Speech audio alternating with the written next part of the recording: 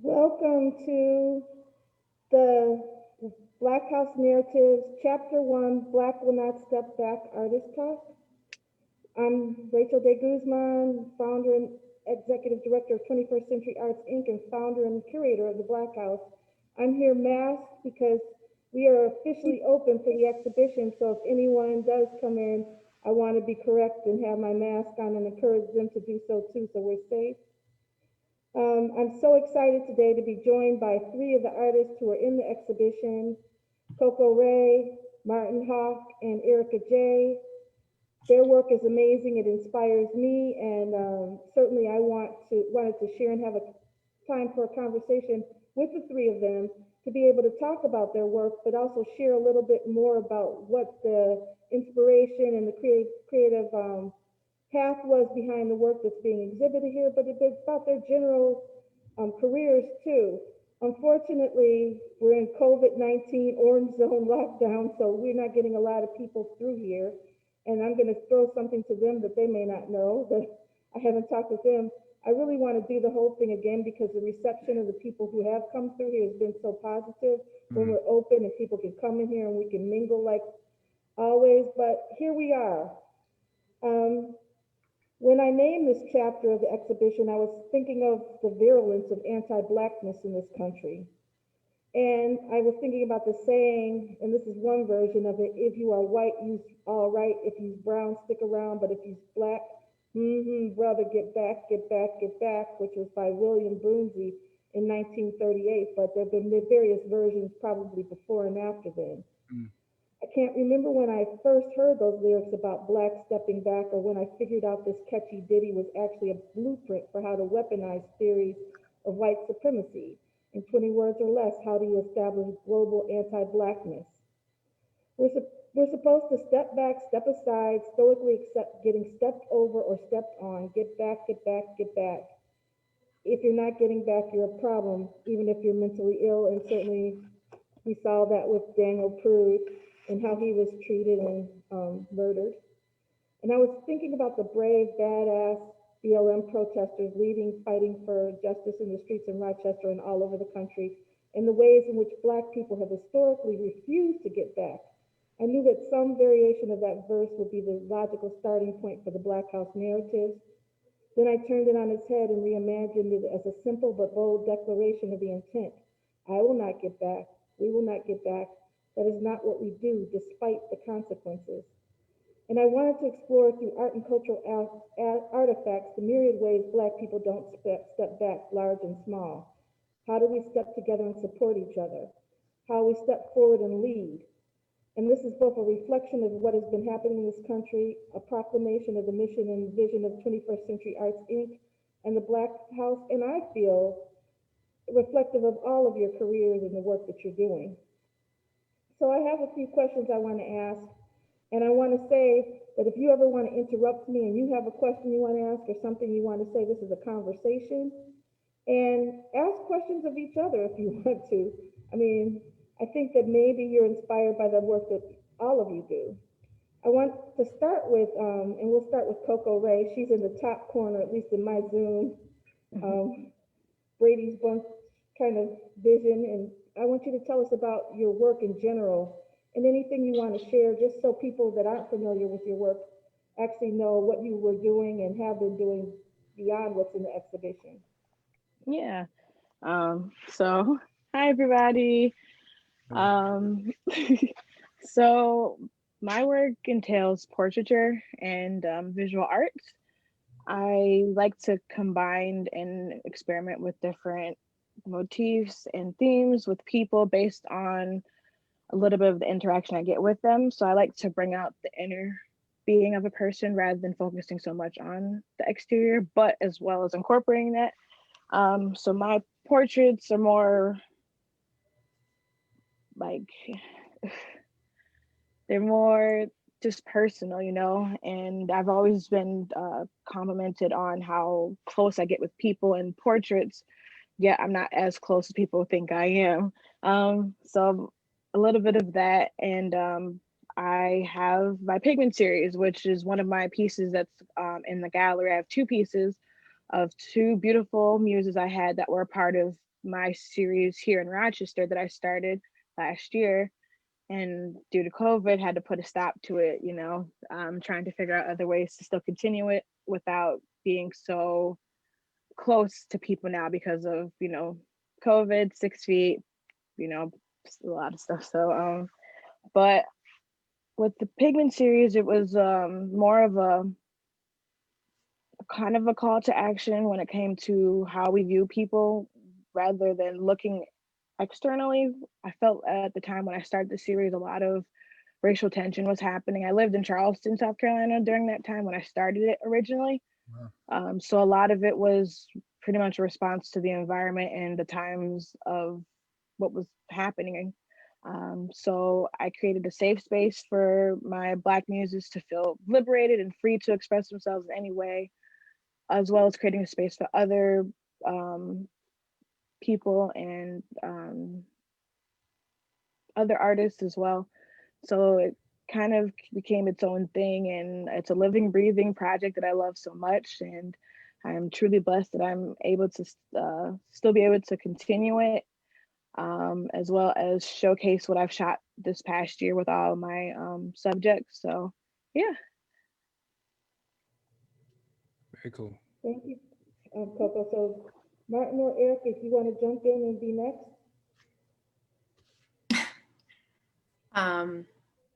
Hi. Hi. So we're just talking Hi. about like our work, really? Yeah, in general. Just an Uh, introduction. We'll get more, we'll take a deeper dive. okay. So, like Coco, I do portraiture as well. But my main love has always been like documentary style portraiture, street life, lifestyle. So I've always had that in the background. I'm known more for my portraiture in studio and on location. More so like colorful, creative portraits, fashion portraits, just a little bit of everything. But like I said, I really fancy the street life stuff and just connecting with people out in the streets, random strangers, taking their pictures and just capturing that real life, real authentic vibe, I guess you can say. So yeah, a lot of black and white portraiture, city life stuff. Yeah, that's my jam. I don't know what else to say. That's a lot. Martin? Yeah, hi. I think it's really cool too because again, I was telling Coco that I've seen their work all over the place, and then obviously, I think I met Erica at one of the this really cool event, and then also your mental wellness festival. I came through to that, but it's interesting because stuff was happening so fast that this is happening, but then visual studies workshop, I think, or Erica, you myself, Kwej, we just had some work in this in the latest in the latest journal that came out of the U of R visual department, and we've just sort of been going around each other. So it's great to finally be able to meet outside of the work because we're all sort of drawn to this, and then us uniquely as Black people. But yeah, so my name's Martin Hawk. I'm a musician by trade, by career, but I picked up a camera originally. This thing that's on it, it's broken. It's like on its last leg. I got some tape. Yeah, no, but anyway, yeah, I honestly bought it just to save money on music video shoots and like portrait stuff because I make all my music here in Rochester. I spend some time out in Los Angeles, but otherwise all my main audience is in Europe. It's like electronic R&B. It's in Europe. It's in it's like in Los Angeles and New York. I don't really have any I don't have any connection here, but when everything started in May 30th, I've got the equipment. I caught the bug like you do when you pick up a camera. You just it's all you can think about. I don't have to tell you all. So Finally I was like, well, more immediate, because you know I've been writing music with you know our Black liberation in mind, but you know the more immediate thing I thought was just we need people out there who are able to capture it, you know, and people are able to on their phones, of course, but you know we need to be able to connect it with art to make it stick, you know, in a way. It doesn't always have to be in the streets. Obviously you can you can, I guess, really show the dignity and the beauty of the Black soul through portraiture in a way that certainly we never really see enough of in mainstream media. So that in itself, in my mind, is resistance. But for me, yeah, it was just going out there with the camera, and then it, you know, I was taking photos on the first thing, and I had a tripod, and I was like, oh, I'm just going to be able to like I'm doing wildlife photography. But then I got caught behind the riot line, and I had to pick up the tripod, and so it just sort of shifted. And you know, again, being introduced to all these people, admittedly, that I had done a terrible job of reaching out to. I never was really a part of a crowd or a community here. And so I was hearing the words, and I was like, shoot, you know, I think like maybe what I can do is try to film it. And so that turned into this whole thing, and you know, trying to I guess gain the trust of the incredible leaders, in particular, starting out with Free the People Rock, but you know, Label, et cetera, all these other incredible groups. So my first little short documentary, which was more of a proof of concept that I could do this, I made in July. It was based on the protests outside of Mayor Warren's house, and yeah, ended up releasing that in August as just a proof of concept, again, just so that they knew, because you don't know who's Candace Owens out here. Like, you have to really be careful.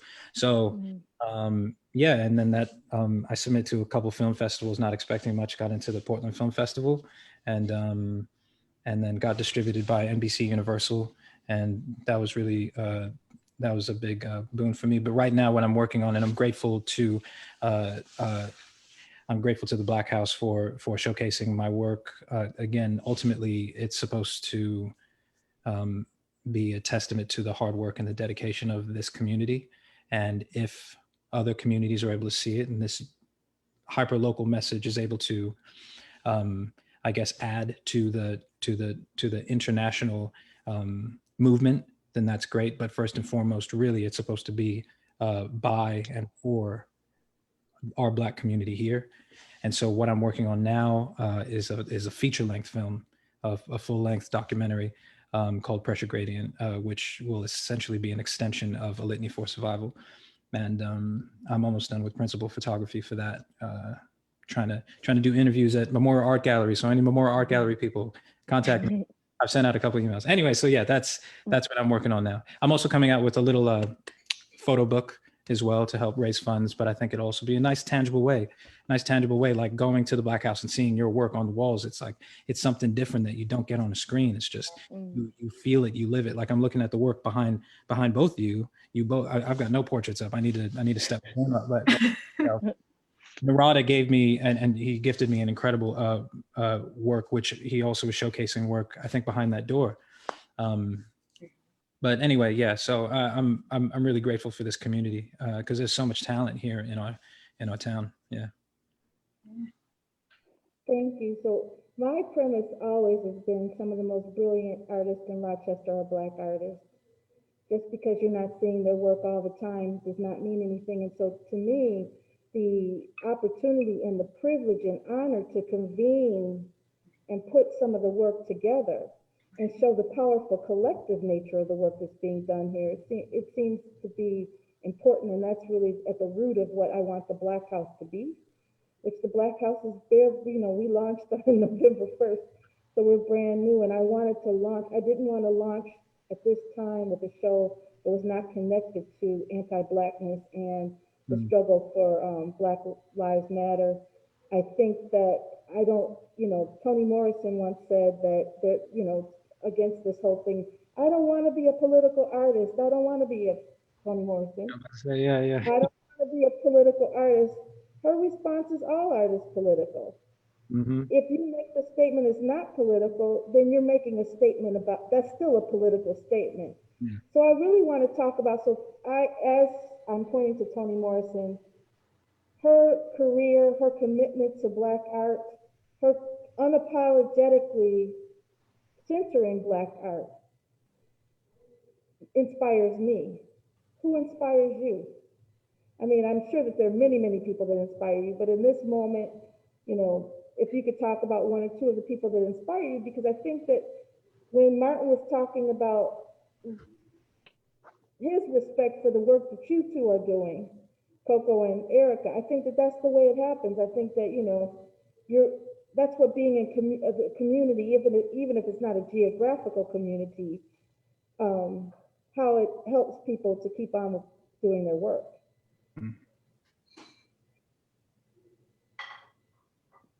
Me? Oh, I am so sorry. I wasn't sure if you were just asking.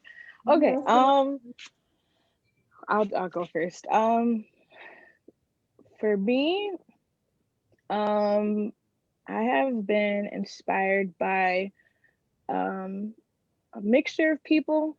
I feel like I can always be inspired by really anybody because everybody has something to say. Everybody has an experience they can share. I mean, I feel like everybody always has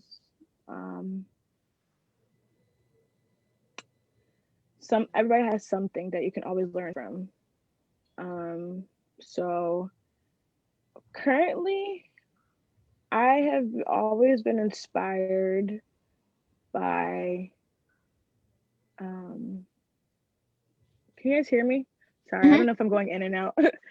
Okay, so I have been inspired by this one photographer. I actually was inspired by him ever since I was in Charleston. He goes by Island Boy on Instagram. I love, love, love his portraits of Black women. Let me write he this. Takes Island Boy. That's his Instagram name is Island Boy. Okay. And I don't remember his real name, but that's the name he goes by. And I love his portraits of these beautiful Black women. And he is a Puerto Rican man, and he just takes these beautiful, like these pictures of these dark, like these beautiful array of Black women, just beautiful. And I just love it. Like he breathes life into these pictures with these women, what they're exemplifying. He always shows them in like this very bright way. He also like writes like something that's always uplifting in some way, and so, like in some way to help, you know, tell the story through not only the pictures but through words as well. So I love his portraits always, and I've had people tell me how much they love his work and that his work reminds them of my work, and for me that's really flattering, you know. But I like love his work. My other favorite photographer, I've actually been around the same time I was inspired by Island Boy, is Joshua McFadden. Like I know Josh. have been inspired by him since my teacher from high school sent me a link with his he was on the link called 12 influential Black photographers you should know, and he was on that link. And wow. I love his portraits of, I just love how he photographs Black men. I love it. And it's just the way they're positioning these pictures, and the lighting itself is so raw. And I like his portraits of, like he did for Selma. He did portraits of when he went down for the anniversary, and all those were in Black and white, you know. And I know how much Erica, I love your street photography. I can't do street photography, but I love yours. Like it's so raw to be able to do that. Yes, so just oh no, I've tried that, girl. It's not my thing. I've tried.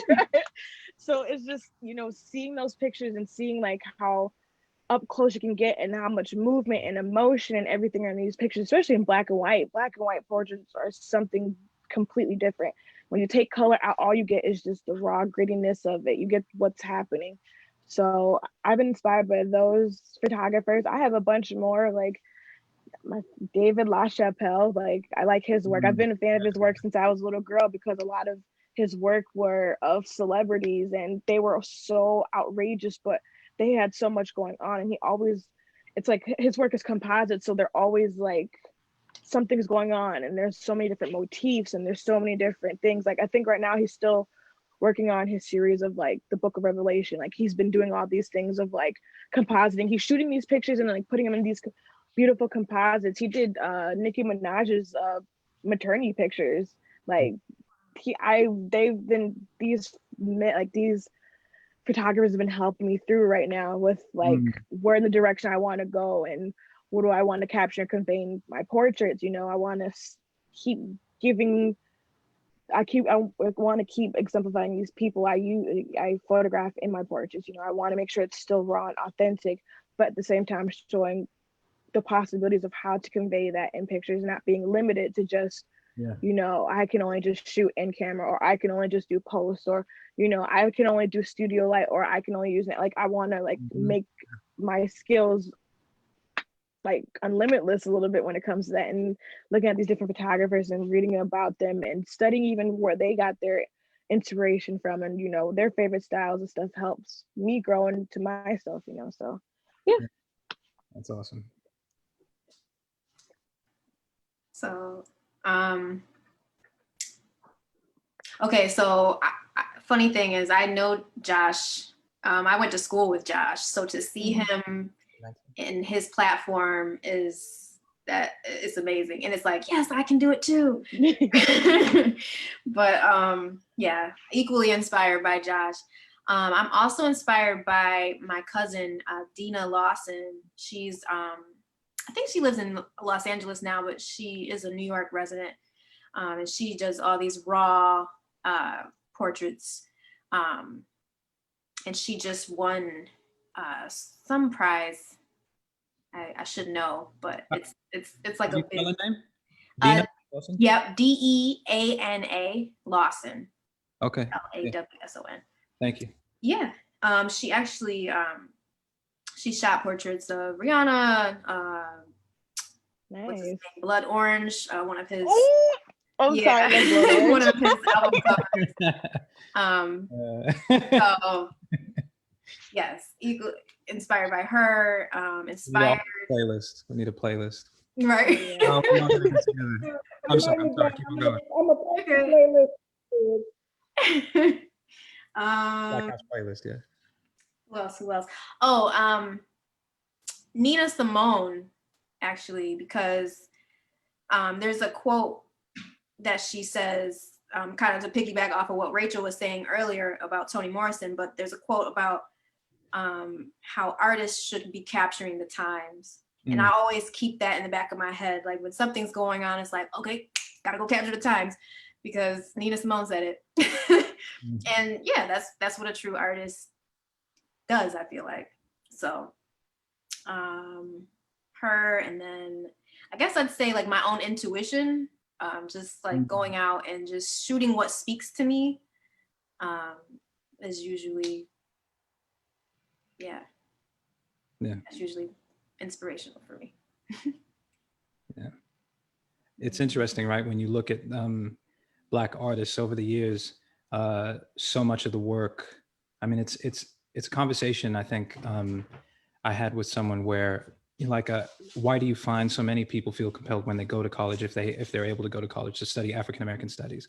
You know, it's as much the ability. It's in this person, and I'm forgetting the name, of course. I was just over at the U of R.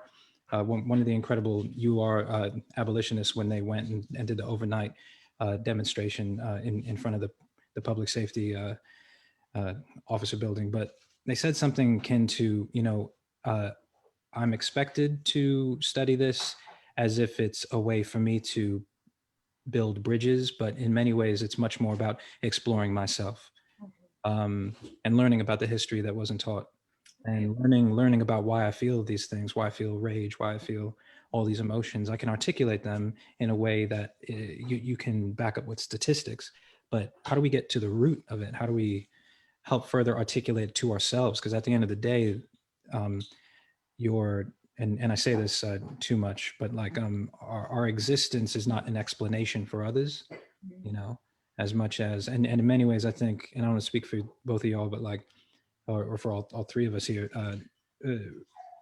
like the art in many ways is an inward exploration as well. Yeah. You know?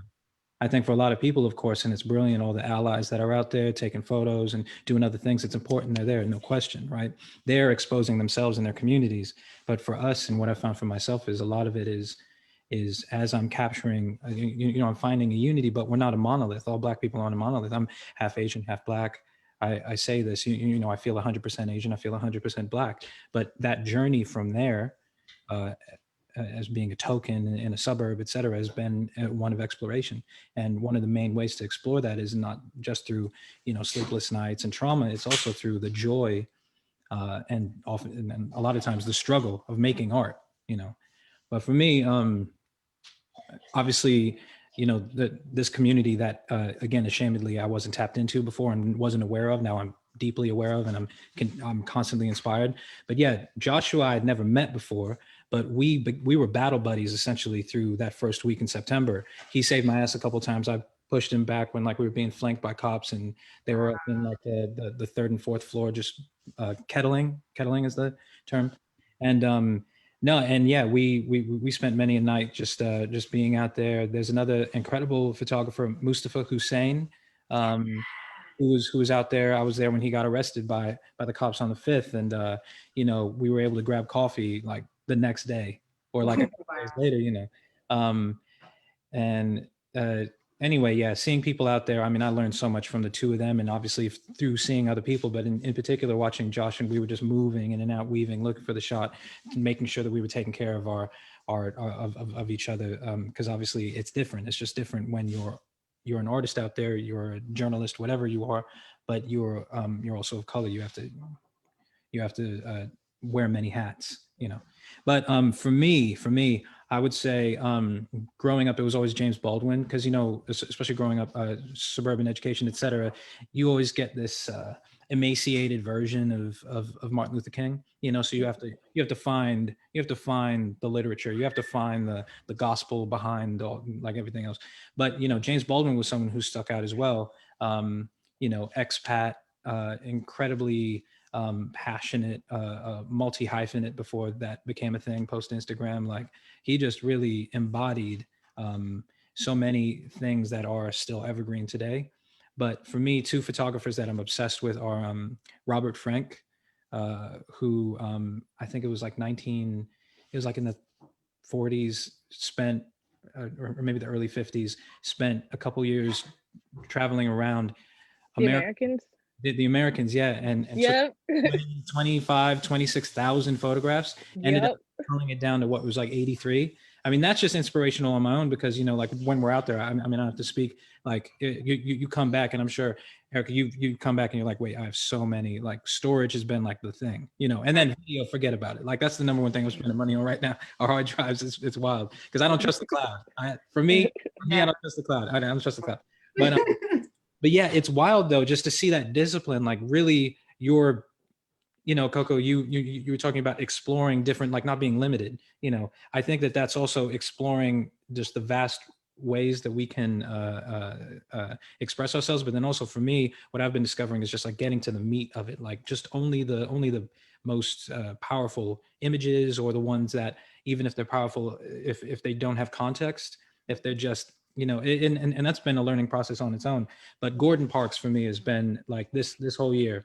Gordon Parks has always been on my radar, but Gordon Parks, you know, like a high school dropout, ended up, you know, being a poet, like, oh gosh, I think it's called Learning Tree. Wrote the autobiography, adapted his own screenplay. Thank you.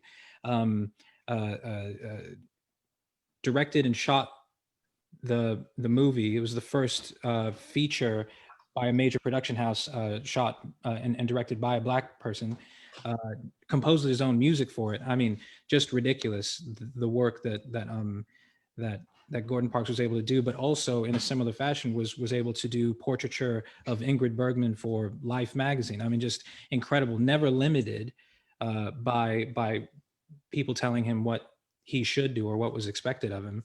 And I think that that's just a really powerful thing. And again, his images have just been, because he was always trying to find the humanity that people didn't see. You know, there was one piece he did for, I think it was Life, and it was on this teenage gang member, a labeled gang member called Red, and they only included the violent stuff. They didn't show the parts where he was, you know, taking care of his brothers. They didn't show the parts where he was playing with kids his age in Harlem. And I don't know. I just think that there's something beautiful in that. Just similar to what you're talking about, Island Boy, was it? Just trying to just lift images of Black people to, not to but to the point that they deserve, you know. Yeah. And I think that's a powerful thing. But anyways, yeah. But recently I've been digging into a lot of like art, because again, like I didn't study any of this, so it's been kind of but I've found that like in particular, like books like this, like Caravaggio and other things, just studying how light is, that's been like my jam recently, especially when, you know, we're always on screens like 24/7, you know, so it's just nice to get away from that, but still feel productive and still feel like I'm learning something. I wanted to add in Spike Lee. Go ahead. Yeah, Spike Lee. Yeah. Sorry. All right.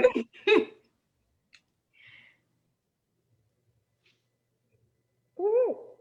Oh, you said go ahead. I can't hear you. I know. I'm like, wait. You know, no one's in here right now, but you know, somebody walks in here. I had 12 people walk in here on Tuesday. Wow. From, you know, because they want to have their own long table and they were very curious about it. So what's been strange about this, you'll have nobody one day and then the next day. So there've been like now 61 people who have been through here for the exhibit, which because of, yeah, I mean, but we had 12 walk in at one time. Remember, I limited it to 8. But what do you know? You can't come in, you know. I kept it low enough. I mean, 12 in this big space is okay. But, you know, I'm keeping my mask on. I'm being good. So please, if you want to say more, say more. I have other questions, but if we don't get to them, that's okay too. The conversation will go where it goes. What are your favorite Spike Lee, like what would you recommend? I don't want to be cliche. Oh. No, go ahead, because, Okay. I don't want to be cliche, but it is Do the Right Thing. Yes! She knows it. Yes. That's just, that is like his pilot, you know, that is Spike Lee. Yeah. I'm still actually catching up to a lot of his films. Not even gonna lie. Have you watched Crooklyn? I have not watched Crooklyn yet. But that's on my list. Is that a recent one? No, it's an old one. It's like, it's gotta be like, yeah. I like it. Movies. It wasn't one of the early ones, Crooklyn. Yeah. I also saw that, like, when I moved back from Charleston and I came back home, I watched Crooklyn, and I also watched She's Gotta Have It. Oh yes. I watched the movie. I didn't watch the show yet, but the movie. And I liked, so I liked how. Yes. That is so my style. I know. I love it because it's just like, I like how it shows from the perspective of an artist, and you know, like what happens in an artist's life, and like especially from a Black woman artist and living in New York, and her relationships with people and herself and in her art and stuff, you know. But then it's like it shows the highs and lows, and I loved how it was shot even in the movie. Like the movie itself, I like the show. Yes, I definitely like the show, you know, because I like how they still had the same aspects as the movie. But in the movie, I really liked the camera work, and I liked the story, and I like how they did kind of like, it was in black and white, but then they had a little bit of color. I liked how he like put certain songs, and I liked how it was just a lot was going on in the movie, but I loved everything about it. And then how she, as a Black woman, felt so entitled about herself and her identity, and even in her sexuality too, was just like, that was who she was. But then her relationship with her parents, so it was just like, that whole movie had so much information about a thriving, successful Black woman artist, you know, but what comes with that as well. So yeah, definitely watch if you haven't watched it. I mean, it's pretty, I like it. Yeah, definitely. I think it still holds up, but it was very disruptive when it came out too. I mean, it was a long time ago. I want to say it was like 1987, 86 or 87, which is before probably all of you were born. And but it was an incredibly disruptive movie too. And like I said, I just happened to be with my husband, he was not my husband yet, in Oakland, California, visiting his friend, and we went to the premiere. And I mean, it was people walking out of there. It was just a wild situation because nobody had ever seen anything like that before. I mean, in a positive way, Mm. but it was just such a disruptive. I mean, if you think of it, it had the impact in some ways on, you know, not as broadly among white people at that time, of Get Out. I mean, it was like people were like, "Oh my God, I can't believe I just saw this." Kind of. I'll never forget the first time I saw Get Out. I mean, I Loved it. never Saw seen it 3 anything like times in the theater. Yeah. Because I mean, for me, just to piggyback off of both of what you're saying, I mean, when you don't see it, right, and so many things come true, you know that reality is like this, and honestly, you're watching it, and I mean, it's not like, yes, it's incredible and fanciful, and it gets kind of mystical, I suppose, or on the horror spectrum, but I mean, everything in it was bang on, but I'd never seen it articulated that way. In fact, I'm watching the movie and I'm looking around. I don't know if if y'all have ever done this, and I'm searching for white people just like to see their reaction. And it's like, ooh, I'm like, ooh, it's sort of like when Obama was elected the first time in 2008. I would like go around the next day just like looking to see if anyone was mad, and then I'd have like my own little narrative playing in my head, and I'd just be like, oh, they're probably thinking this, which is very petty. But anyway, like now it's a lot easier because it's the MAGA hats, and you look over there and you're like, damn, you're like, yeah. I'm going off on a dangerous tangent there, but yeah, no, like first time seeing Get Out, I mean, blown away just in the way that they, again, I mean, he was a Black photographer as well, and they wove that in. It wasn't just like a bygone thing. I thought, there's some subtleties, like, yes, you can get a script correct, but at the end of the day, there's only certain things that you can do when you've lived that life, so as a Black artist, there's certain subtleties that you can portray in your stories, in your art.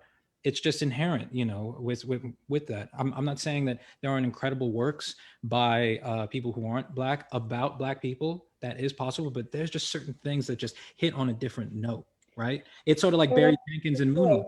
When you watch Moonlight, it's oh my gosh, yeah, I saw that movie so many times too, literally. Yeah. And I see where you're coming from with that, because just like, you're right, it's not like you're saying that their story of their perspective of us isn't valid, but it's like, it's super different when it's from the horse's mouth, or it's like, there's just certain instinctual things. It's instinct, you know what I mean? Yeah, not that all Black people are the same, of course, but like there are certain things that you can see, and you're just like, whoa. And I mean, the composer was white, and I mean, the composition absolutely incredible. But of course, working uniquely with Barry, like, I mean, they were there, they were receptive, they were open, when they were taking the lead of this Black man. So, yeah, I don't know. There's just something that you can't quite put your finger on, but that you always are able to see. Does anybody feel like 2020 was written by Jordan Peele? I feel like because of everything that's happened, I've been like, is this like I was like, and up until even to the election, I'm still like on edge on everything. I'm just like, oh my God. It's like the part when the cop came up, came up, everyone's like, oh my God. Like the election was kind of like, I mean, either way, but just so much is going on. I'm just like, I'm convinced he wrote this whole entire year. I'm convinced. he knows something we don't know. Yeah. Seriously. Yeah. I don't know. When I talk about Jordan Peele too, one of the things I've loved about it too, his ascendance after his comedy show, is that you can't. I love that he's not pigeonholed, and you cannot predict the depth.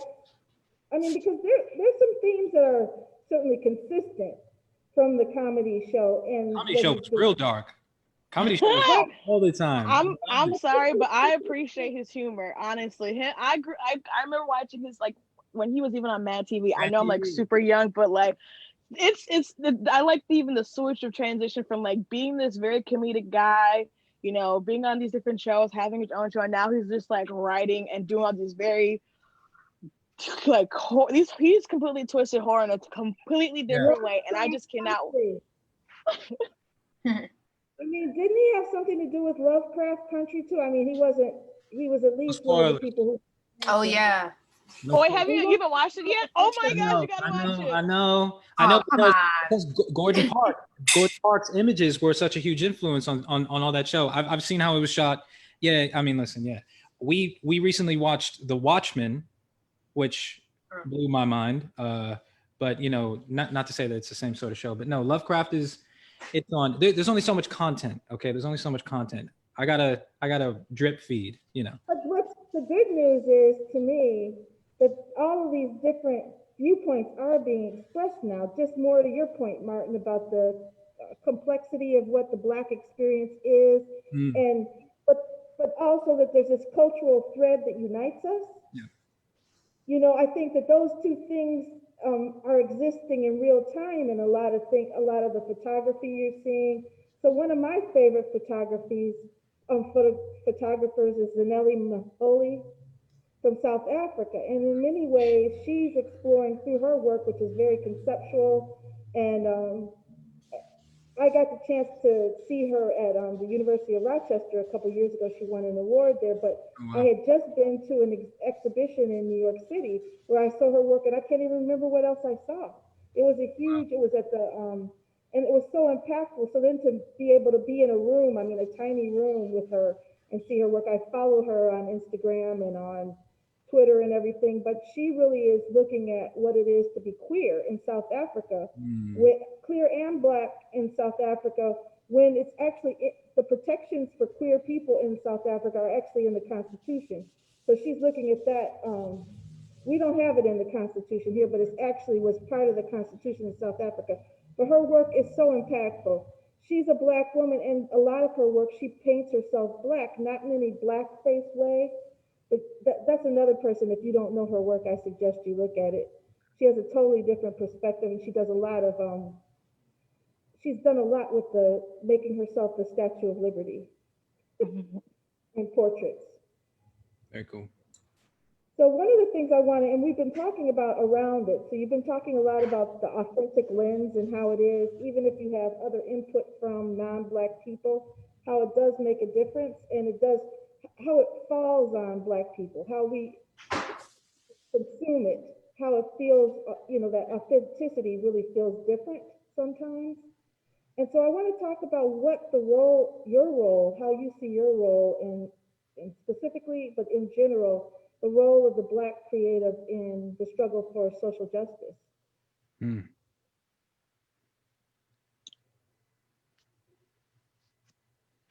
Can you say that one more time? Because I can barely hear. I got my heat blasting, and then Yeah, we are cold now. Um, the how what you know, I'm just asking about how you personally feel your role is as a Black creative in the struggle for social justice, but also just in general, creatives in general. I mean, I think that you have a lot of empathy between the three of you, but you're also empathetic to a lot of other work that's being created by Black artists. Mm. And for me, one of the reasons why I wanted to have the Black House narratives at this time is because I feel that the creative expression piece of it is a critical aspect of struggle. And so, and there's no right or wrong answer. I just was curious and wanted to know how all of you perceive your role, and then more broadly, Black creatives' role. Does that make it clear, Erica? Sorry about the yes. I guess, yeah, my role is to highlight the times and show, or uplift our people, and just kind of show what's going on now, and hopefully that it makes the history books 60 years from now, 30 years from now, whenever. And yeah,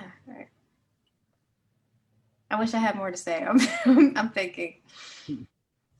Well, yeah, I think again, everyone here probably has heard this quote a billion times, but James Baldwin, I'm paraphrasing, to be Black and aware in America is to be in a constant state of rage.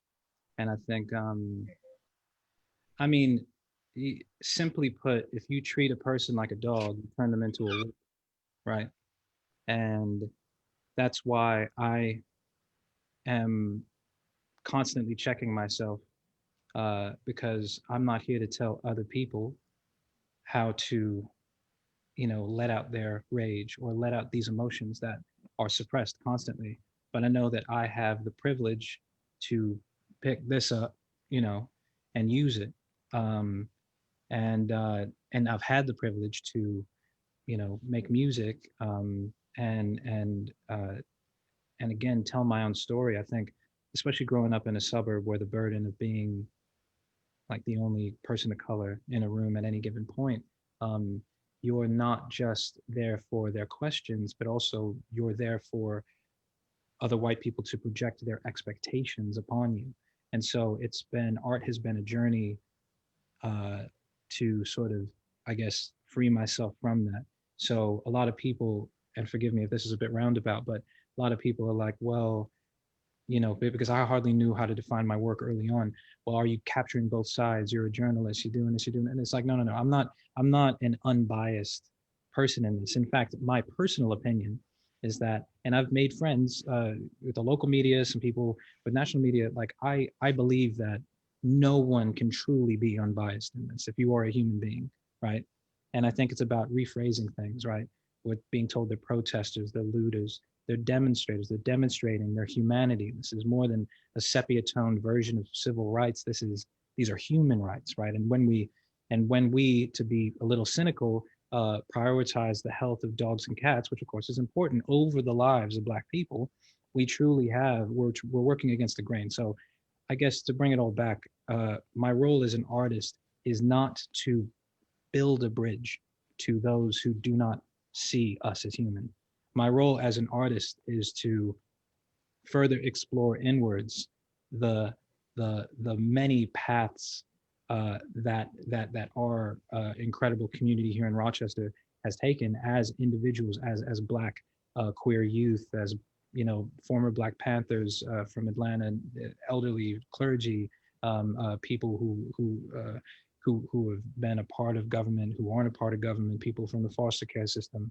There's so many different ways to show the overall story of what it means to be Black. But ultimately, this isn't, for me, this isn't something as an explanation for people who aren't Black. If they're willing, if they're open to witness us and witness our stories, then that's brilliant. And I've met so many incredible allies that are just there to listen, there to learn. But again, I think that if I have the singular mindset to create a work that first and foremost recognizes the dignity that I seek and the dignity that we all deserve, I think that that purifies the work and ultimately creates, to what Erica was talking about, something timeless, because we have the burden of telling our story now, but also filling in the gap for hundreds of years of stories that have not been allowed to be told. And now I think we're able to tell it, standing on the shoulders of giants like Gordon Parks and James Baldwin, et cetera. Like we're always fighting to tell a story, fighting against the grain. And I think now more than ever, we have that power amidst this crazy misinformation, this and that. We have the power to do that direct to consumer, not always going through these corporations and other things like that, that would more so limit our work, I guess. And I think that there's an opportunity to not just be a time capsule, but also, or this documentary that's going to come out 9 months from now, but actually create something that's actionable for some kid who lives across Ford Street Bridge from me, more towards where Daniel Kruger was murdered, like make it actionable, for our community now. I don't know if that makes sense. Um, so I'm pretty much just gonna go off of what both of them, what Erica and Martin have said, because I mean, as an artist, we link together, and what we're saying isn't just, one-sided. It's all, everybody has the same, like everybody has a perspective on this, on situations and stuff. But for me, I feel like that's one of the reasons why I even, like, with everything that's happening and even has been happening, that's one of the reasons why I even started the Pigment series, was to give space for not only just artists, but my Black community and other communities to come in and just decompress from the world. I felt that because of everything that was happening at the time when I started the series, especially in the South, 2016 election year is just, it was a lot. And especially for going to a school where most of your most of the students are Black artists, everybody has, everybody experiences literally the same thing, or its experiences are just a little bit similar. And creating that space helped my muses just decompress from everything, being able to talk about the issues, releasing all that overwhelming feeling of, not being safe, or feeling that because we look differently from, other people, that people have to put their, perspective or project their ideas onto us. Like for me, I've been to a school where, being one of the darkest students there, surrounded by a bunch of white students, and everybody always has something to say, or, nitpick on little things and touch you just because they don't know what it's like. It's a lot. And, with that, especially as a Black woman, like I'm very sensitive to people even being near me, because everybody always has something to say or touch something, and Right. it's a lot. So with creating the series, I wanted to give people a chance to actually feel comfortable and be in a space where they can just be their authentic selves. And a lot of with my series, as everybody can see from my portraits, they entail a lot of different things. It's semi-nude, so the semi-nude aspect is more for the vulnerability, being vulnerable with not only yourself but people, and I feel like in the world we live in, we're not allowed to be as vulnerable, especially as Black people. Like people don't allow us to just be Mhm. ourselves Mhm. and express who we are. So with that, that's one of the reasons why I creating a safe space for Black people to just exist as is, no matter no matter who you are, or your upbringing, your favorite color, movie, taste in music, like just like spectrum of people just existing. And with the series, I wanted to give more of a chance for people to look at the subjects more internally as well as externally. I incorporated body paint to give people a chance to really, if you want to pay attention to skin color so much, let's add some color to it. Let's add some other stuff to it. Let's add, people have favorite shapes. Like some people like triangles, or some people like pentagons, or some people like their favorite color is purple. Like my favorite color is purple, as you can see with the lighting. Like it's always been something to me that I love. And I feel like with the color purple, it gives more of like a regal, um, Mm. like more of like a regal, I can't think of the word, attribute, kind of like, Yeah. adds to it a little bit more, and then, with the safe space, I gave my muses a chance to create the atmosphere. So playing music, and for this whole process, it isn't just for them, but for me, it gives me a chance to really look at people and see them for who they are, like getting a chance to like see a glimpse of the soul. So creating all this gives, you can even ask Erica, because Erica's was in the series too, but the conversations we had, questions, like it was just like a regular day. I got to know Erica a little bit more, rather than just, knowing her just by name, but knowing her as a person, knowing her emotions, knowing her interests and her disinterests, knowing her more as an artist, not just a photographer, but an artist and photographer. So I got to really see her for her and not just by her name. Mm. And for me, that gives me a chance to really open up to other people too. I think as a photographer, not as a photographer, as an artist, we get we have this hollow box with mirrors and lenses to be able to magnify the soul. So you get to actually see the people and show them who they are. And I feel like, Say that. with it's true though. That's how we see, like that's how we see the soul, we see what goes on. And when we take pictures, even of the protest, that's really how people are fighting. People are fighting for their souls and their right to live. So as artists, that's what we have. And I feel like with that role, like it's not an easy role. Like being an artist is definitely not for the weak. A lot of it is sometimes coming from shoots and crying about stuff, coming and decompressing. Sometimes it's not being able to sleep. Sometimes it's not even being able to have a thought to really think. It's a heavy title and burden to carry, and it's not easy. And for us as artists to be able to like relay that to the world and let them see that, because since the beginning of time, like art has always depicted what's been going on in the world. It's not in a way to gloss over it with, rose colored glasses and stuff, but it's also to show what is really there, Mm-hmm. We talk about different paintings, paintings always have something to it. They may look or, have something to it, like it adds more to it. So I feel like as artists, that's our role, is to always stand up for social injustice. We can't turn a blind eye to it, because we have eyes to see with our equipment. So it's not like we can deny it. We have to speak on it and talk about it, so. And I think to pick it, I mean, I love that too, because just like what you're saying, especially now, we're just inundated with media and content and everything like that. But not that we would forget the overarching feelings that we have from this, but like what you're saying, we're taking a snapshot, not just of a subject, but also of the emotion of it. Yeah.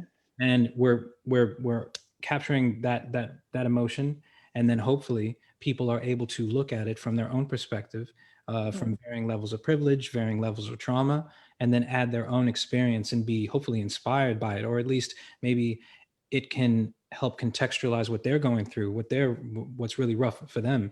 And like what you're saying, I think there is that extra burden when we're already going through what we go through on our own, but then having to encapsulate and honor and revisit and relive, others' emotional experiences. It's that, there's the law of equivalent exchange. There's a toll. There's a toll to pay, right? But is so often, especially as a musician, art has felt trivial. But I think that if anything, 2020 in particular, because Black people have been going through this way before 2020 was a thing, before Trump, all that. But anyway, I think 2020 is sort of forced into the limelight, like how important art is as a tool, as a craft to make these things stick to the bones, to people. And it's not going to stick to everyone, but to the people, I've seen people genuinely change. I've seen people genuinely bloom out of this struggle, and then also by viewing and witnessing what we're creating. And I think that's a really powerful, reassuring thing. And also to talk about more about social justice, I guess, like some of my earlier work, comes from just taking pictures of people on the street or in, I guess, lower economic neighborhoods, and just kind of showing or giving them a voice, like, just talking to them, having a conversation with them, and then taking their portraits. That's a lot of my earlier stuff. So that just clicked when you guys were talking about it. Yeah. One of the things I want to talk about before we end the conversation is how the community could support Black artists better. We do a poor job of supporting artists in general in Rochester. We say we're the city of the arts, but we really we don't have strong institutions to support them, which is one of the inspirations for me in the Black House, is how to start engaging the community on a different kind of level of support. But I think in general, just like the whole flu thing, if artists are struggling in Rochester, then Black artists are really struggling. They're on respirators. Yep. So, and especially with COVID, to bring the fact that we're in dual pandemics, especially because of the psychological and physical toll that being in this particular time of Trump, and this particular time of people just being able to let their racism flag fly. I think that there's that additional burden. How can Rochester, let's put that out in the universe, how can Rochester, the greater community, support Black artists better? And I think I want to be like Issa Rae.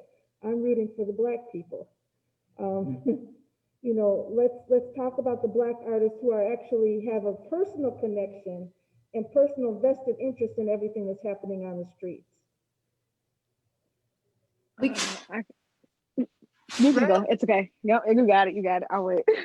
It's not gonna be long, but I was just gonna say we can definitely start by having more spaces dedicated to us, for us, by us.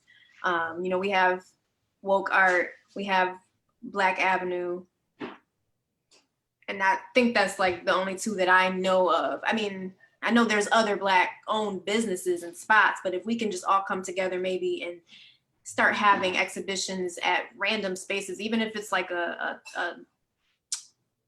restaurant in the, you know, in the city, collaborating with those people and having art shows like that. Go ahead, Coco. I'm glad you said that too, because I feel like that like the two spaces you said, those are the only two spaces I know of, and that actually kind of makes me really sad.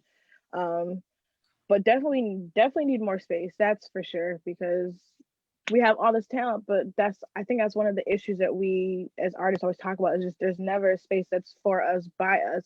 You know, I've had, you know, nothing wrong with having, you know, white people who are interested in my art and want to do this, but sometimes, you know, I want to have a space where my art is also looked at by my Black community.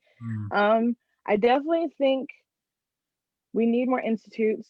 I also feel like we also need more programs for the youth. For me, growing up, art has always been a part of my life, and it's actually been very vital for communicating a lot of my communicating issues and talking about myself to people. And that was one way to communicate, was through art. I used to draw pictures for people. I used to be a part of so many different after school activities, whether dancing, karate, sports, all this stuff. So I've always been a very active kid.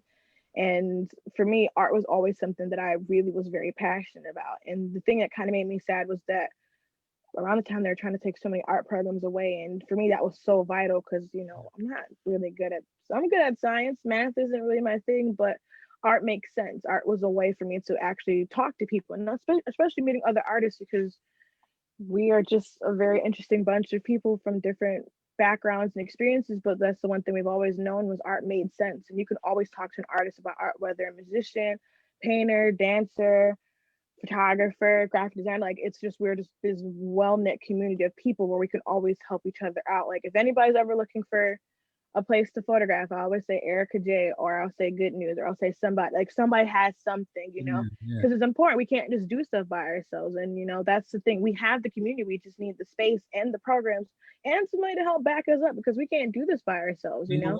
Number one. Yeah, seriously. Like, we don't have pay what we're owed, period. Yeah. Yes, like, you know, so we notice like we shouldn't have to hesitate to ask for that. I find myself doing the same thing, right? Because it's like but I mean, we are as valid as anybody that all these institutions want to bring in. Oh, bring them in from New York, bring them in over here, bring them over here. Yeah. And we shouldn't have to wait for a Black man to get murdered, to get lynched in the street, in order for our work all of a sudden to get vaulted and be validated, right? Yeah. And hopefully moving forward, it is what it is, but moving forward, we can recognize that, you know, wartime, peacetime, whatever, it's always a wartime for us, right? So let's, you know, it's important to bring in incredible artists to help invigorate our community, but let's create a bit more equity, I think. Anyway, sorry. Yeah. Oh no, you're good. Wait, everybody's originally, well, except for Rachel, everybody's original. We're from Rochester, born and raised, or? Yep. Oh, yeah. So like, that's the thing that's the thing I know we can always talk about. Like, I can tell you how many times I've met artists outside of Rochester who've moved to Rochester, you know, and they're trying to get to know the community. That's cool. Nothing wrong with it, because that inspires more ideas and more growth to further the community. But we can't just gloss over the natives who've been here, who were, you know, like, we all went to different school districts and did different things and were involved in different programs and stuff. But it's just like, art was always so vital for us. And every time we want to do anything with art, it's always a come to question when it comes to money, or having a place to do it, or having some organization to like fund, like, you know, organize and fund. It's just always something, and artists always have to do it ourselves. And then we can come together and do it. That's not a problem. But, you know, sometimes that doesn't always work, because, you know, we have our own issues with cliques and this and that kind of stuff here in Rochester. But it's like, we're a community still, you know. So it's just, we just need help. You know, we can't do murals and do portraits all just based on, you know, whatever people decide to give us, pay us our worth, you know. Most of us went to school to pay. I still got student loans from going to art school. That ain't going anyway until I start getting some money, you know. But everybody also has a way to live, you know. People don't want to work. People have, art is life. Art is what we have, what we know that makes sense, you know. So it's down from the big institutions. So what's happened in the past is the big institutions get funding for Black art, Mhm. and then it's their grant, it's their whatever, and then it's supposed to trickle down. We've got all these years of showing it doesn't trickle down. Yeah, yeah. I You think know, so Reagan start proved giving that the money trickle down directly don't work. to Black institutions, Black artists, directly to them, to create the work that larger institutions are trying to then be relevant still and sort of co-opt and get the big money and then trickle down with small monetary handout to communities that are supposed to be grateful for the opportunities. Yeah, yeah. That's a tricky thing. That whole the gratitude, the thought of gratitude. But to piggyback off of what Coco said, um, uh, I think as important as it is to get our work in front of white children, so that they can at least understand what's going on. I mean, so many people just live in a completely different reality. And it's not the child's fault. It's Superintendent Piro's fault in Pittsburgh. It's all these other, out in Webster, out in Greece.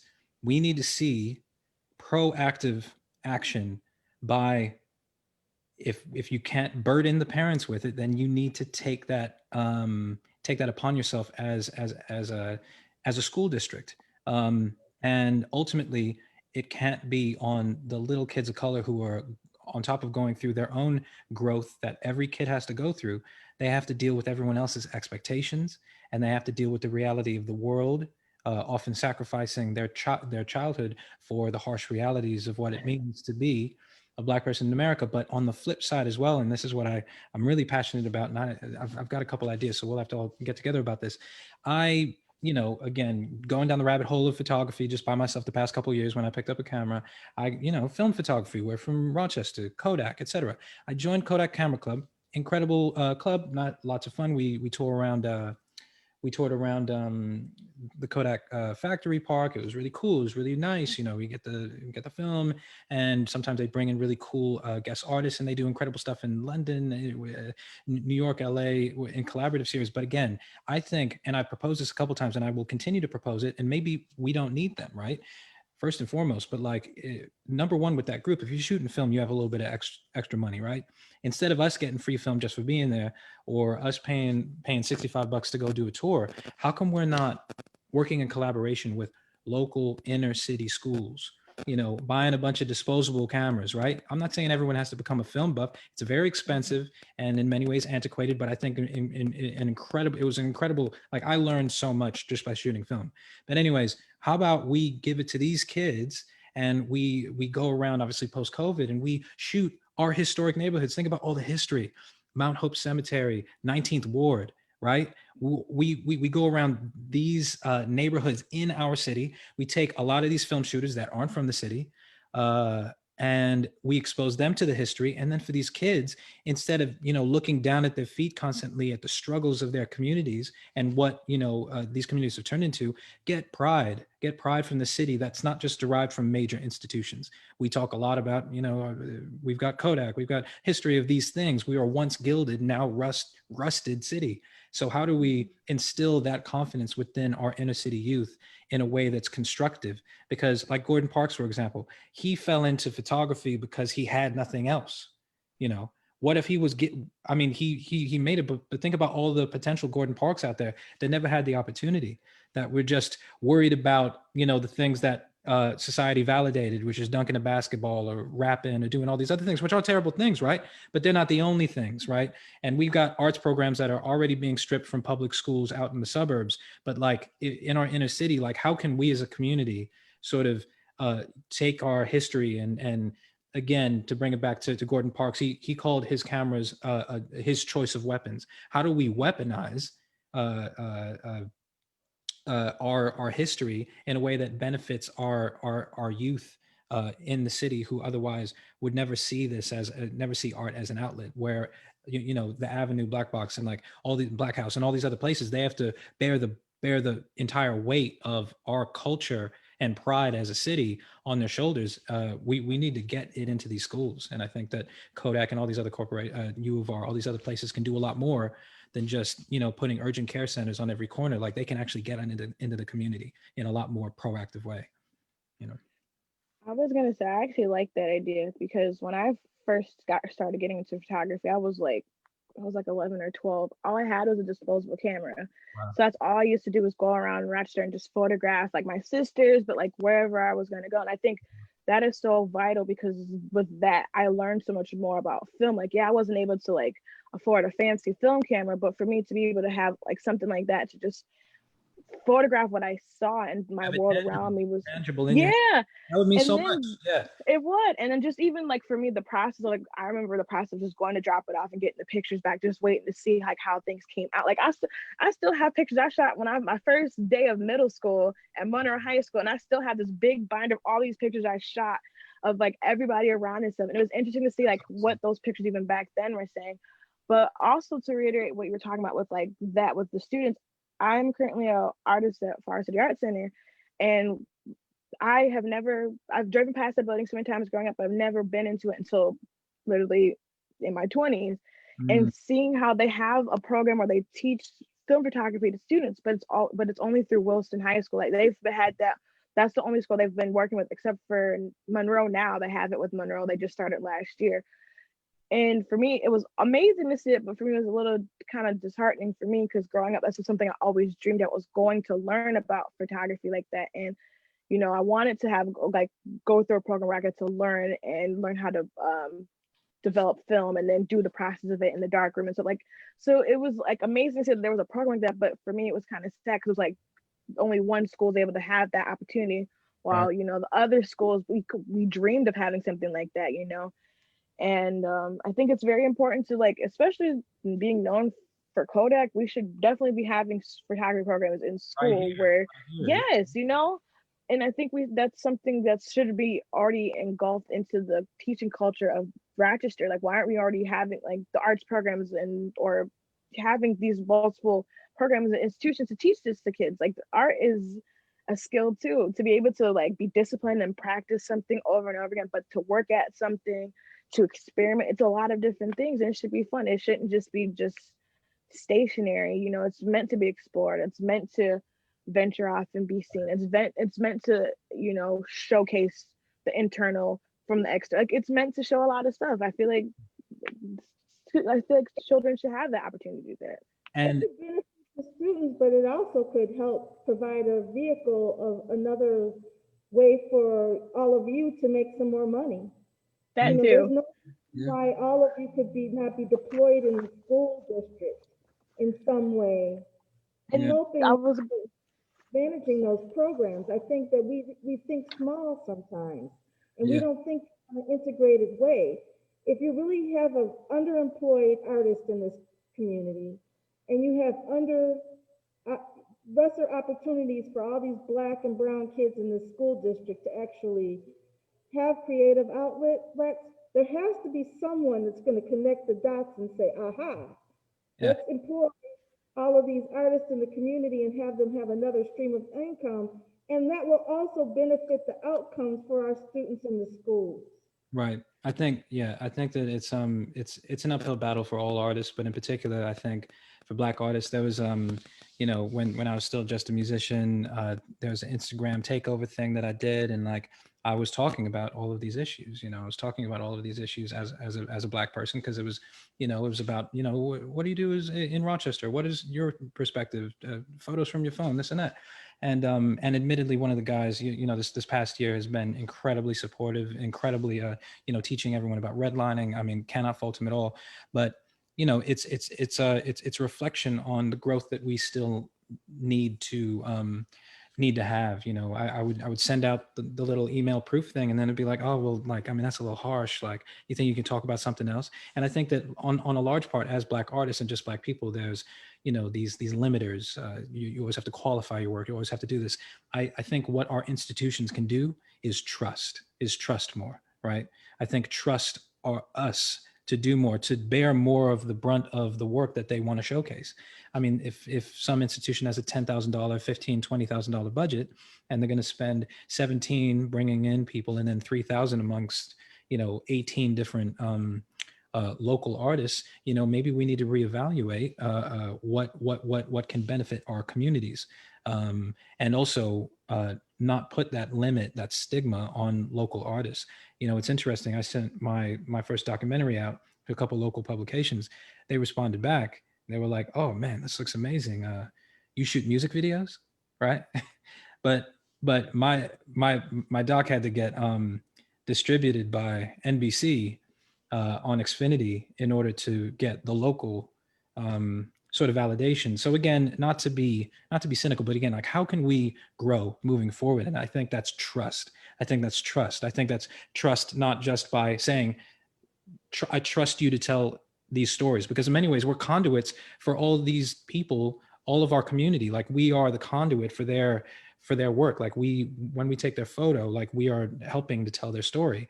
We're not telling it for them, but we're a reflection, And so I think by trusting us more through compensation and through our ability to put together these projects, I think we can see more of that, loosen the reins a little bit, because at the end of the day, a lot of these institutions are ultimately gatekeepers, right, to the communities abroad. Let's recognize it, let's embrace it, and let's hold them to a higher standard as far as how they can help support our work. Because at the end of the day, regardless of whether or not we're getting paid fully for our work, we know that our work is of worth. We know that it's valid, and we know that it's wildly important. It's just whether or not we can hold all of these gatekeepers accountable. And I think that moving forward as a community, we can really do that with numbers, like with us connecting first and foremost, instead of everyone sort of shouting into the wind, or at an email,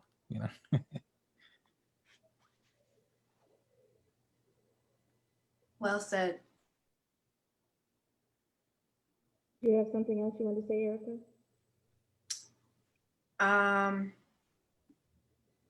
No. So I really want to talk, and you've said a little bit about what's next, but I really want to talk about those aspirational projects. I want to have a limitless conversation where the kind of gatekeeping, the kind of lack of funding, and all those things that do put barriers between you realizing your work. What do you have things that you really would want to create that are in your brain, in a note that you've written down in a notebook that you'd like to create? And I'd like to talk about what would make it happen, because I think that, sometimes those things that you throw out there a year later, 2 years later, whatever, they actually can happen, where they may seem extremely aspirational at this point, they actually can be achieved. So, tell me your wildest dreams about a project that you want to do, and it doesn't have to be an abstract, where you have it all written down somewhere.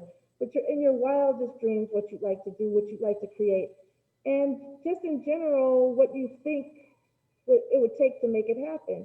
I love to have that conversation anytime I talk to artists, because I think sometimes we get so stuck in a rut of what can happen that we don't dream enough. Yeah. Well, I know I want to transition from photography to film. That's kind of my next venture, and I can't do much right now just because of equipment that I don't have, or equipment that I do have but it's failing on me, and it's like on its way out, and I need funding to get the right equipment to get started on what I want to do. So funding. That's real. Yeah. Honestly, yeah, literally everything Erica said, like money, like I feel like that's the only thing. It's not like, I mean, in space, honestly, I feel like being able to have access to certain spaces, because I feel like there's so many spaces here in Rochester that we artists can use, but it's just like there's always something, a limitation on time, opportunity, or money, especially. So I think those are very vital in withholding us back from being able to be at be where we need to be. Mm, yeah. I mean, yeah, I think in many ways I'm living in the middle of creating what I have dreamed of. Like I always dreamed of coming out with a photo book or something like that. I mean, you can always print a photo book, but finding the right themes, the right context for one. And so now I'm coming out with a little small one, like 4x6, 5x7. But of course, and importantly, it's of it's called pressure. Everything's under this pressure gradient umbrella of the documentary. But I mean, I'm coming out with that. But of course, it's about Black liberation. It's about Black struggle, right? My documentary. It's about It's about what it means to the shades between love, rage, and rebellion as a Black person trying to survive in Rochester. And that's a dream of mine, right? But imagine the ability to make art that wasn't always about your traumas, right? So for me, coming out, I mean, I was working before this on just a personal project, but working on a photo book that was called Oscuro, and it's just all silhouette. It's all, just like a bit more abstract, but of course, the work now is very much needed, and I'm self-funding. I'll be applying for grants and other things like that, but like all my royalties, I just got an Apple commercial thing. All of that is going towards this. So the freedom, the ability to actually make art. Of course, it'll always come from my lens as a Black person, as an Asian person, as a person from Rochester. But being able to make stuff that isn't so entrenched, where like I'm having panic attacks going through footage. Like if I could maybe free myself from some of those, then I mean, it would be incredible to make. So something that I've always dreamed about is I've got an EP that's been forever delayed, but inspired of course by like Beyonce visual album, just like making something really of course it would touch on these things, but making something a bit more abstract, a bit more just something free, every song with its own visual, that helps continue, because of course, like through multiple mediums, I know Coco, you talked about, you explore all these different ways that you can express yourself and never limited to one.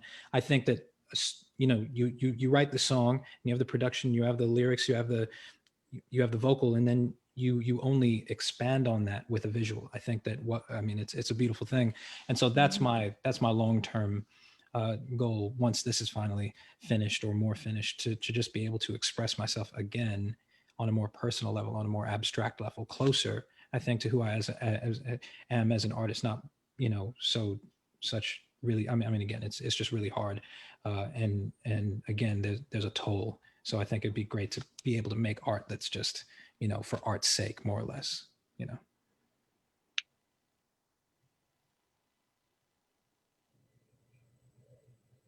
So you talk about the toll that it takes to actually produce a lot of the work, especially the work that's so connected to the state of Black people and our struggle for liberation. And people always throw out the whole idea of self-care.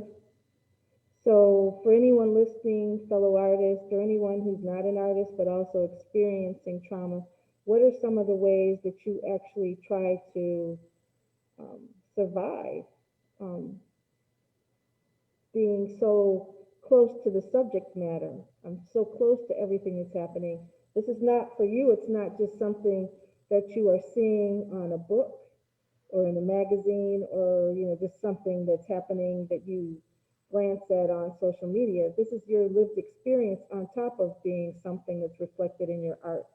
How do you try, what are some of the ways that you legitimately try to personally distance yourself from something that does take its toll, as Martin said? Well, I want to apologize real quick. I didn't mean to say like making this about the trauma is just the only way. Because I think if we're making stuff that we just love as artists, that's a reflection of Black joy, right? There's two sides to it, I think, right? So I didn't mean to like making art for art's sake. That's not just me all of a sudden. It's not a Black, like first and foremost, always, right? Always. But I think it's just a way, like you can make art as a Black person that is joyful, that is on the same, it's on the same level It's not qualified, right? It's on the same level. And I think that that is the next, that's the evolution, right? Let's get these stories, and certainly the documentary and the short film. It's not all, you know, terror, right? I mean, we're showing dignity and we're showing resilience. Those are all beautiful things. But like again, like what about outside of the field of trauma? Like let's highlight the Black experience, because it's not just in the streets. The Black experience is not just in the jail cell or on the ground with a triangle push-up. Like, it's with our families. It's we're in our relationships. And I think that if anything we need a lot more of that. We need a lot more than that. So just want to clarify that. That makes sense. Definitely. But yeah, self-care, smoking weed and drinking. I mean, like, Okay. that helps for sure. Definitely should be smoking more than the drinking part. But yeah, honestly, it's just people who are lucky enough to have close friends, and I'm my partner of over 10 years has had to shoulder so much of this on top of just but so that just being able to have these conversations, but also I think being able to um allow yourself to breathe. I think there were like 18 days in a row that I went, and it was just, I mean, it's not sustainable. It's not sustainable, right? Just understanding that like what you're doing is enough, and often just existing is enough. And that's a battle of the mind constantly, just like that I try to have. It's like if I'm not working on this, I feel a little guilty and stuff like that. Just understanding that that's not fair, you know. And ultimately, again, there's always, law of equivalent exchange. Like you have to sacrifice something in order to put it towards that. So, I think for me also organizing my time has always been a weak point. Either I'm going all the way, or it's like I need to. So it's like I think there's a liberation in understanding the long game. But again, you can't, and not to always keep on bringing it back, but you can't fully understand the long game when you don't know where the funding is, right? So not to bring it back, but it's such a vital point, right? Like I don't know what the next 2 months are if I'm not, So anyways, ultimately at the end of the day, this is what we need to make, and we're going to make it. But how much do we have to sacrifice? I think it's a separate thing. But yeah, just doing that, listening to a lot of music, just a lot of instrumental music, honestly. Like my number one, especially with the election and everything, my number one channel has been, maybe you think me weird for this, but we all have our own channels. Mine is at 91.5, like the classical. I'd come back after a protest, tear gas and stuff. I put it on, I just sit there in the car, like just trying to center myself. I don't know. And just making sure I take time to just like try to, the cliche stuff, drink water, eat right. Because again, like it's a marathon. And again, the toll is so heavy, like 3 days seem like 3 weeks. I mean, just during COVID, regardless, everyone can relate to that. So T. For me, so my family, my sisters definitely helped me come back from a lot of stuff, especially with like my pigment series. Like I know it's like very beautiful liberated people in the pictures, but it's a lot taking in from a lot of people when you get to talk to people. Like you really get to learn about people's lives and their journeys, and some people's journeys are not the most pleasant. Like it isn't. And being able to create space for that is creating space to talk about those stuff and letting go of it. Cause I feel like conversation lets go of all that trauma and the emotions and tension and stuff of it. So that was the one thing for me. Whenever I finished doing pigment series, like I just come home, I don't even look at the pictures. I just have to like I have to just take a step back from everything, because like for me it's just I take on a lot of stuff. I'm an empath. Like I just can't help it. It's hard. So talking to my sisters, which has been like the best thing that's happened. It's like, especially now since we're all under one roof again, getting a chance to talk to them, crack jokes, talk to them about it. My sister, she's got to have her first child, so we've been really excited about that. I'm going to be an aunt, so I'm really Congratulations. excited to thank you. I'm really excited to meet my little nephew and get to, grow with him and learn from him as well, because you're never too old or too young to learn. Um, what else? My friends, definitely. I've been keeping in contact with my friends. Well, I've been, just because of this pandemic, it's been a lot of stuff happening like internally, but been keeping in contact with my friends from all over, friends from still down south, checking in on how they're doing, Mm. talking to relatives who are all over. So just talking to people helps relieve a lot of that and not really being so focused on, you know, taking pictures. I love sleep. Sleeping is literally the best thing in the world to me. As long as I can sleep, I'm good. Um, but music, especially music, I learned that music helps with a lot of stuff, not only just with, you know, decompressing, but sometimes giving you some joy. I've been listening to, okay, I'm just gonna say it. My little sister has been putting me on to Korean pop. It makes me really happy. Korean pop makes me happy. It Yeah, does. And absolutely. Yeah. it just the way Korean they everything. Yeah. sing, and their visuals especially help. Like watching their visuals help give me more life and inspiration and stuff. That's So cool. it kind of it is, and it's just like it just makes you happy. Like even on your down days, like if you just put on something, it just feels good, and you don't have to really. It's not so like the music isn't always so. It's not angry or angsty. It's just happy, bubbly, cheerful.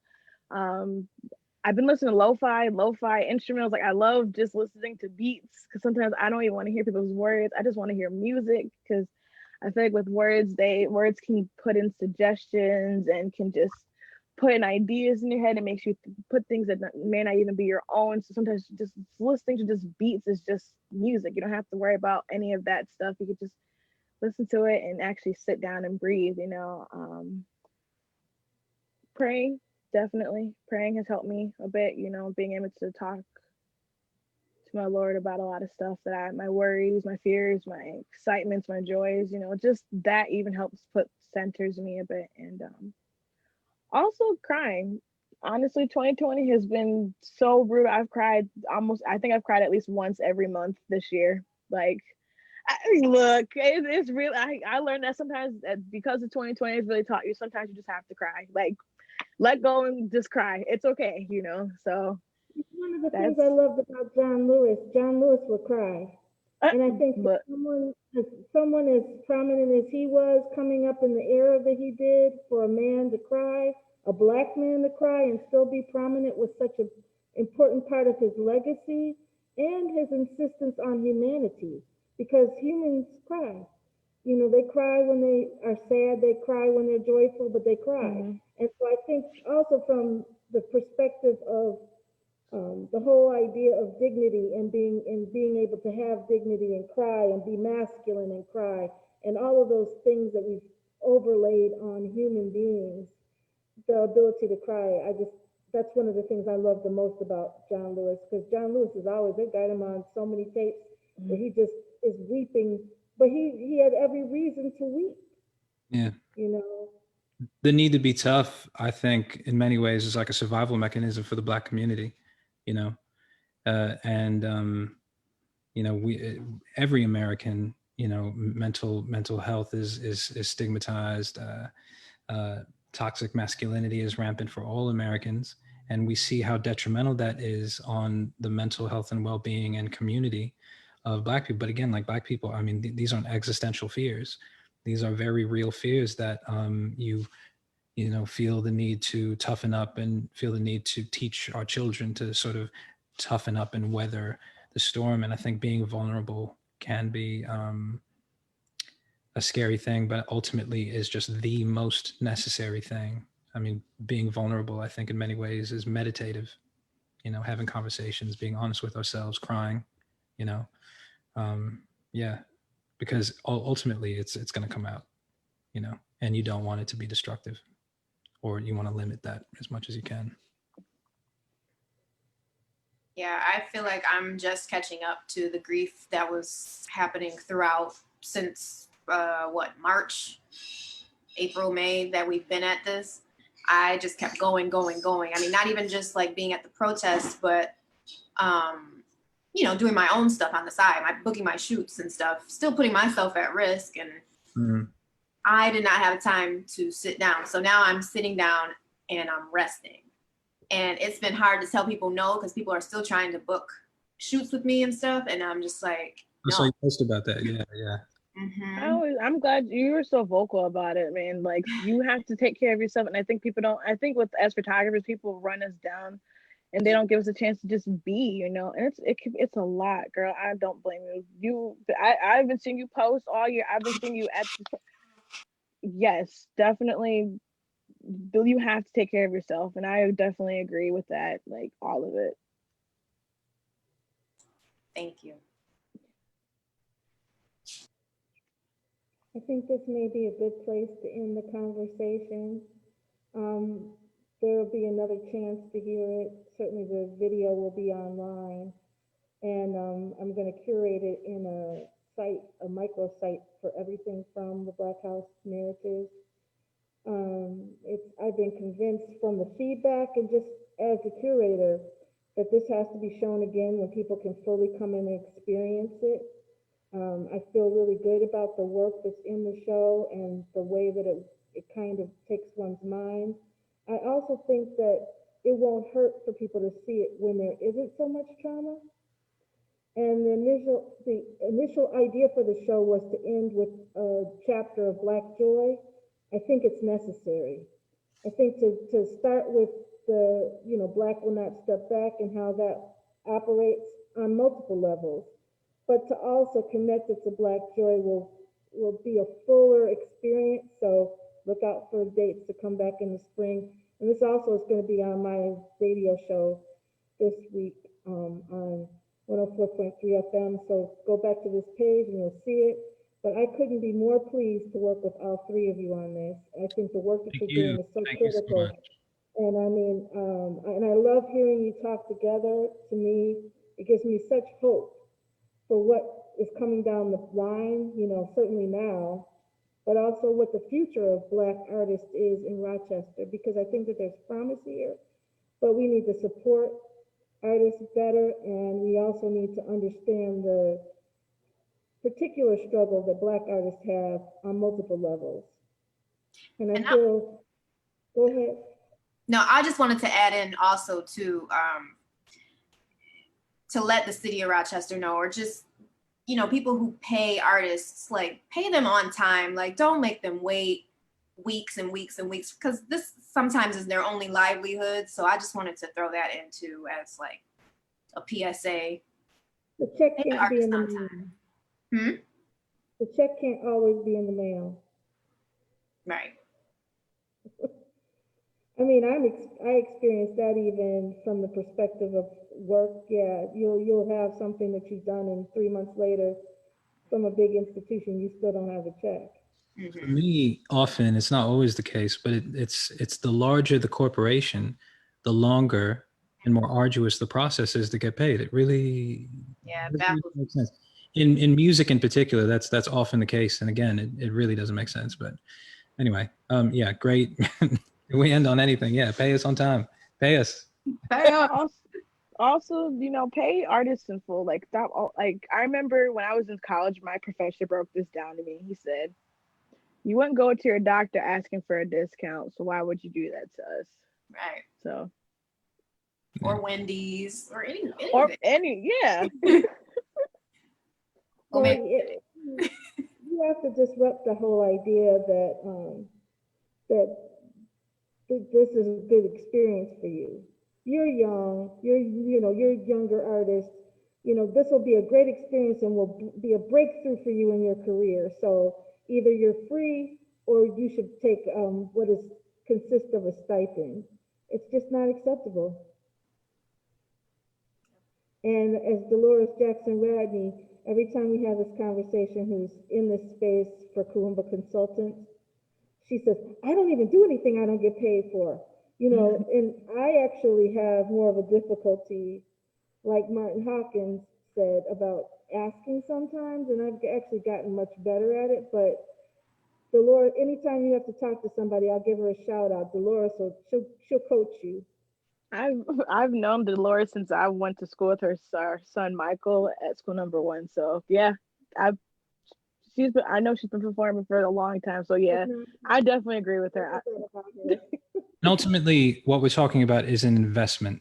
We're investing not just in the futures, of course, of local artists, but what we're investing in is the archive of our city. We're talking about investments, just like any other corporation would spend, money on other vital resources.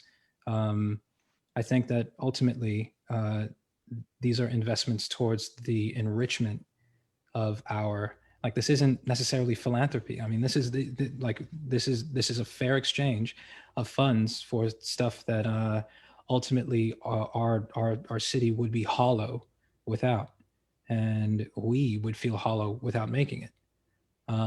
So it's about getting paid in full. It's about getting paid what we're owed, but ultimately, like, these are investments. And the number one way that you can show that we're creating foundational change, that you're committed, is by not talking about it, not posting about it, but writing it in your policy and writing a check.